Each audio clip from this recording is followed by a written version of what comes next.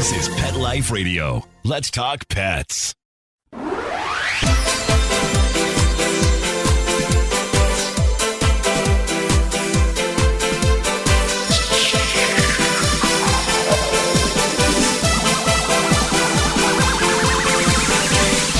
Hello, you're listening to The Animal Party on Pet Life Radio, which means you're listening to me, Deb Wolfe. Deb Wolfe Pet Expert on YouTube, Deb Wolfe Pet Expert on Facebook, and Camp Good Dog on Facebook, where we have all kinds of dogs running around and playing, usually. But because of COVID-19, not many people are traveling, not many dogs are boarding. It's pretty quiet around here, and the world has changed a lot. So today I wanted to just update you on some of the facts about COVID and pets because it's changing all the time. And I printed off the latest information last night from the American Veterinary College, what they issue out, and also from the Center for Disease Control and Prevention in Canada. So I have a joint combination of facts. The basic idea is don't worry about your pets. That's really the summary, but I'll get into it a little later. We're going to talk to Dr. Stanley Coren, who's a professor of psychology and has written many, many books about dogs, but he also understands humans. Because lately I've been receiving questions from you, and I can't answer them. Questions like, why are people hoarding toilet paper? And will this change how we treat live animal markets forever? Will this change how we shop? Will this change how we act? Will this change how we treat each other? Big, big questions. And questions about whether animal abuse is going to go up and what we can do if we're locked in a house with an explosive person. So really big topics today. Welcome to the show, Dr. Coren. Thank you for coming. Glad to be here, Deb. It's a tough time, even though we found out that most animals don't suffer from COVID. Cats and dogs don't. They barely show symptoms. They get over it, and they almost always get it from us. They don't have a high viral load, so they don't really give it to anybody. We're still pretty worried, and we're still being told not to walk them off leash and not to let them interact with other people because they might bring the virus back to you. But at the same time, I've got facts here that say that although we know certain bacteria and fungi can be carried on fur and hair, there is no evidence that viruses, including the virus that causes COVID-19, can spread to people from skin, fur, or hair of pets. So we're really being overly cautious when we're saying wipe down your pets with antiseptic wipes and don't let them meet with strangers. It's probably a good idea if you're actually diagnosed with COVID-19 or anyone in your family is, that you separate that person from the pets. That's probably smart. And it's probably a good idea that if you're that person and you must take care of your pets, wear a mask. When you do it, wash your hands often. But otherwise, I think the pets are the least of our worries right now, and they seem to be our helpers. More and more people are rescuing animals. For the first time in my career, I do not have any rescue dogs, and I have rescue families who want dogs. So that's a wonderful occurrence.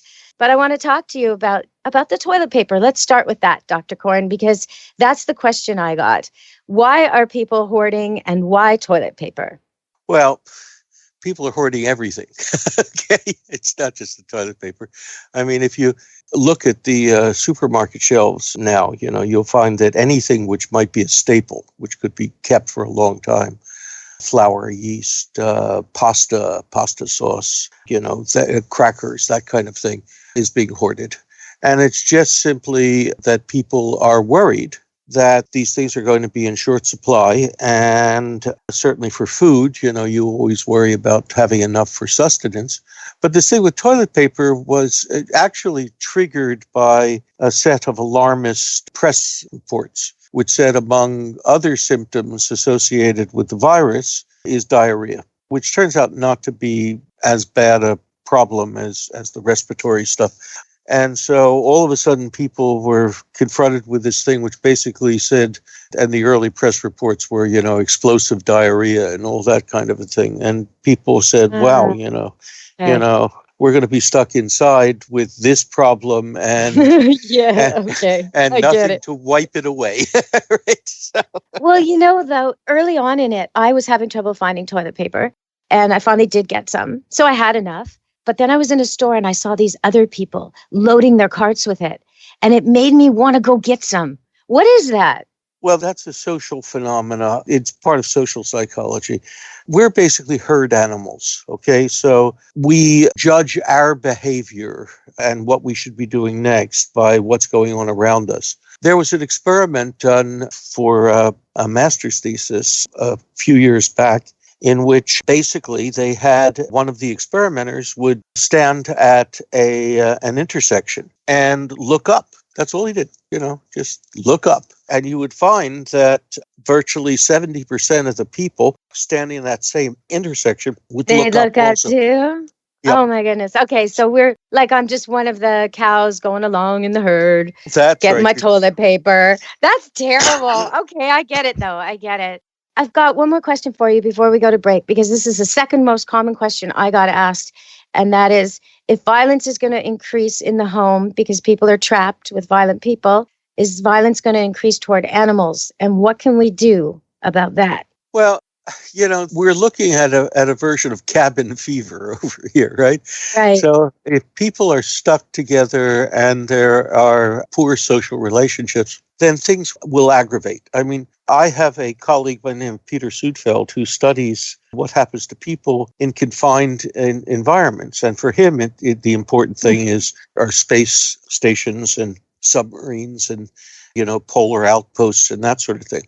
Right. And if people don't practice some sort of activities to separate themselves from the other people for at least part of the time, then in fact there is the possibility that things will get testy and perhaps could turn violent. I mean, a pair of earphones so that you can be listening or watching your program while the other member of the family is watching or doing something else, can save your lives. Okay. So that's really helpful. So try and create separate spaces and separate activities. We're going to go to break and we're going to come back with more of this. I've got questions on how to deflate outbursts, intense anger and panic, how to deal strategies with kids and expectations. So we're going to come back to that and some mental illness questions. Who needs watching right now? Who's most at risk? These are the questions we're coming back to. And don't worry, we'll be back on Pets. Do you think your cat's sick of you yet? Probably he is. He wants some more alone time too. We'll talk about that when we come back from break with Dr. Stan Coren on Animal Party Pet Life Radio.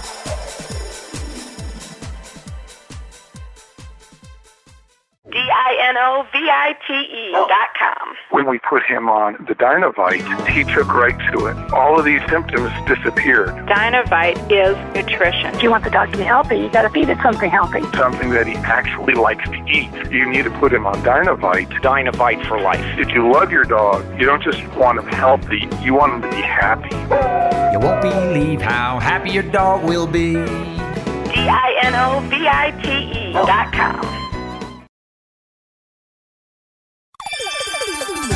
Let's Talk Pets on PetLifeRadio.com.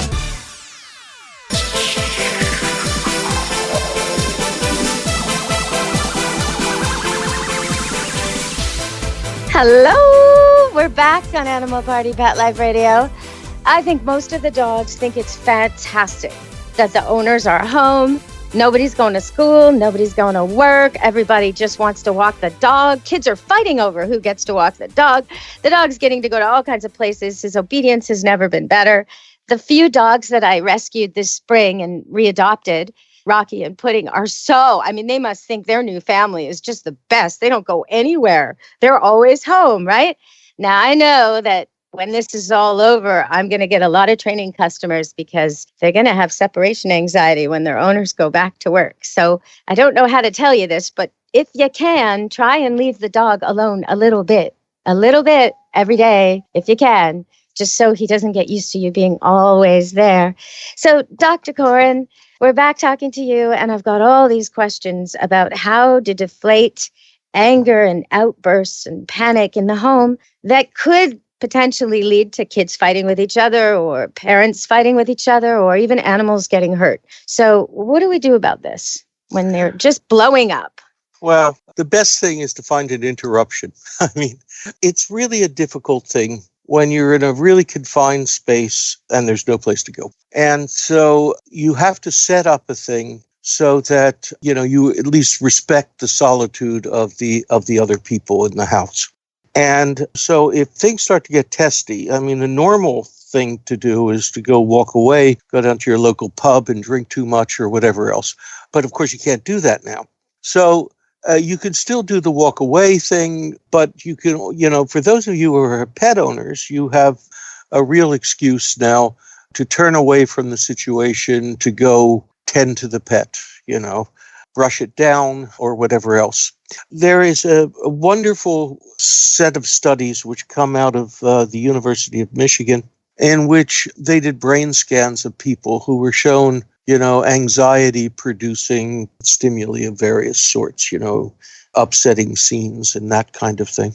And they found that simply having the people talk about what they were seeing was really important, because it then lit up those parts of the brain which are associated with calmer emotions, and turned down the volume on some of the aspects of the limbic system which are associated with some of the more aggressive and frightening emotions.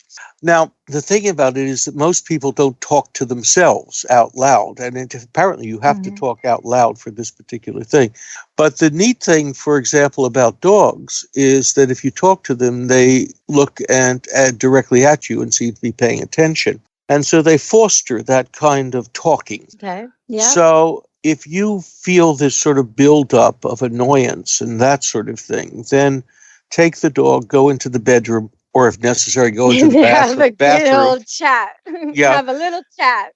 And you have a little chat with the dog in which you talk about the situation as though it was in the third person. You say, okay, Lassie, she's really getting annoying over there. No, what do you think I should do? I mean, give me some solutions. And you play it that way. And you'll find literally, we're talking about just 10 minutes of this sort of thing is usually enough. So it takes the edge off of the situation. And then when you break off this thing, if you come back and you make an offer to your partner or whoever else it was who was getting annoyed, like, would you like me to make you some tea, or, how would you like some lunch, or could I help you to straighten out the bookshelf? Whatever it is, it's just an offer in that situation. Well, that's usually enough. I mean, you've calmed down and there's been a break. You've, a few minutes of isolation, and you've calmed down because you've just talked to your fur friend. And that's usually enough. You don't have to tone things down so that everybody's happy and tossing artificial daisies across the room or something like that. It just has to be toned down enough so that nobody's standing there with their fists clenched. Okay, we're going to go to another break. And when we come back, I'm going to talk about these extremes I see. I don't understand why I see people playing Frisbee at the beach in big groups, or basketball, or rollerblading right by each other. And at the same time, I see a solo person wearing a mask driving. What makes us react so differently? So we'll come back and talk to Dr. Stanley Coren in a moment. Stay tuned on Animal Party Pet Life Radio.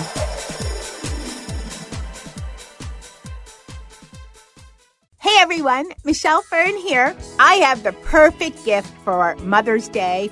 I can't visit my mother-in-law as much as I'd like to, and that's why I love the Skylight Frame. It's a touchscreen photo frame that you can email photos to, and they appear in seconds, so my mother-in-law can see the pictures right away. And I have a great savings for you. Just go to skylightframe.com/pet and you'll save $10. That's right, skylightframe.com/pet, PET, and you'll save $10. And get ready to receive sheer happiness thank yous from your recipient, because they will love this. Let's talk pets. Let's talk pets On Pet Life Radio. Pet Life Radio. PetLifeRadio.com.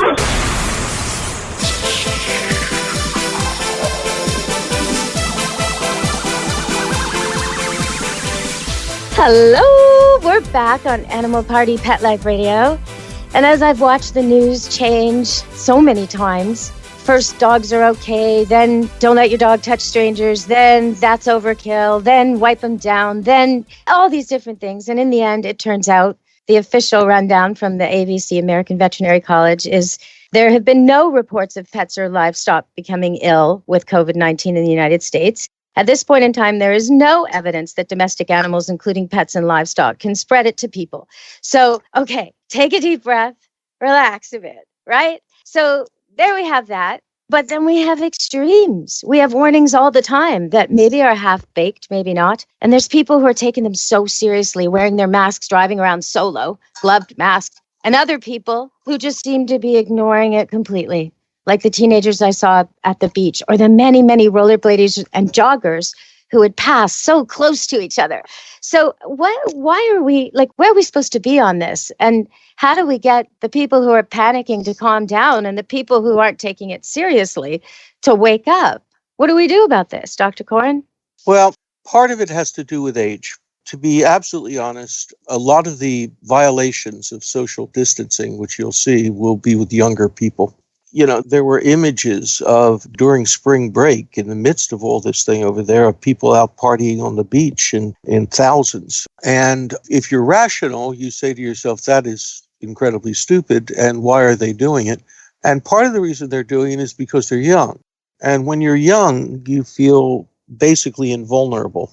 I mean, that's the reason why, young men and women make the best soldiers, because, they feel invulnerable. They don't feel that anything is going to really hurt them. And that's what's happening here. I mean, it is that brashness which comes with being young. If you're entering middle age, then it will depend on whether or not you have a family. If you have a family, kids and a spouse at home, then it's a different thing. Then you're going to be more cautious. But if you don't, then you still carry over some of that sense of invulnerability and a lack of responsibility. You'll find that some of the individuals who are most cautious are going to be older individuals. And in part because the fear of God has been put into them by their physicians. I mean, for example, I'm 77. I'm 77 years old, and I've got a compromised immune system. I have COPD, which is one of the reasons why you sometimes hear me coughing. It has nothing to do with virus. It has to do with pre-existing conditions. And, my tiny perfect doctor took me off the streets 3.5 weeks ago and basically said, you stay in your house until I sound the all clear. And if I hear that you've been out on the sidewalk, I'm going to fire you as a patient. Well, I mean, so I'm going to be careful, right? Well, you're now living like a house cat. You're a house cat. You can't go out. That's pretty much the way, except not a true house cat because my dogs don't chase me. But okay. I let my cats have outdoor freedom because I just couldn't bear it myself to never be allowed out. It just sounds so awful to me. I don't know how people are handling this. Well, I go out all the time. I have 5 acres. I wander around. It's great. But if I was in an apartment and I could only go on the balcony and oh my goodness, cabin fever would really hit me because I'm used to running around on the farm. Well, for me as an author, writing is a fairly solitary thing. You probably remember from when you wrote your book. I mean, you are chained to the keyboard. And for me, of course, most of my writing includes things about the latest scientific research. So I get to sit out on the porch with my dogs. Well, that's nice. Dogs swirling around my feet and annoying pedestrians as they walk by as a little bit of an outside break. But, I'm used to having, to getting up in the morning. Solitude, And by 6:30 or 7 a.m., the shackles have already been put on and I am chained to my keyboard until lunchtime.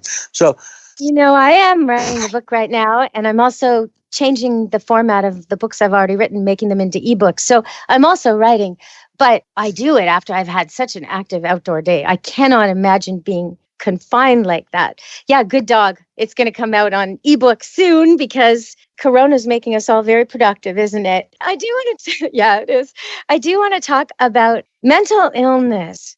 And if we have people in our homes, I mean, you were talking about the elderly, and I don't understand why these teenagers don't give a hoot about their grandparents. When I was 20-something, I still cared about my elderly grandparents who were in their 70s. I didn't want a pandemic to hit all the elderly of the country. I don't know why they don't care. I don't get that. Why do they hate grandpa? Like, what's going on there? But maybe you can tell me, like, why do they not care about another generation? Why are they? There were memes going around about, oh, well, another dead boomer. I mean, they were really enjoying this idea that it was a cleansing of the polluting older generation. And there was a lot of this. I was really quite shocked. So why don't they care? And then what about the mentally ill? Are they able to do social distancing? Are they aware? What about the homeless mentally ill? Do they have the means to keep clean? Like, what about these issues?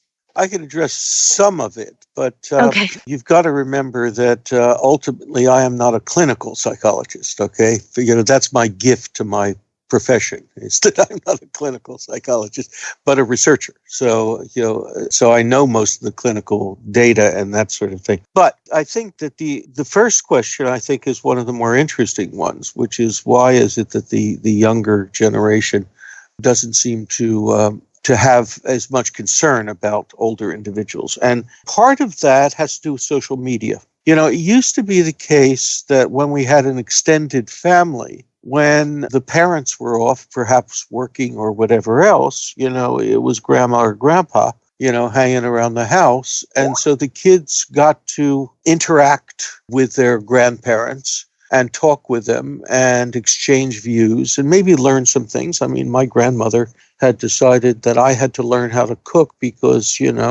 there would be times when before I was married or when my wife was away, that I would need that skill and that sort of thing. But today you don't need that, okay? You go on Facebook or Instagram or whatever else, and your friends provide all of the information. So you don't really need the older generation as much, and so you don't get to know them. That's really sad. It's terrible because they're the ones who know how to survive tough times. They're the ones who can put things in perspective. They're the ones that, like we're so ignorant compared to the older people. I've lived through SARS and 9/11, and that's pretty much it in my life. There's people who've lived through wars and shortages that can help us.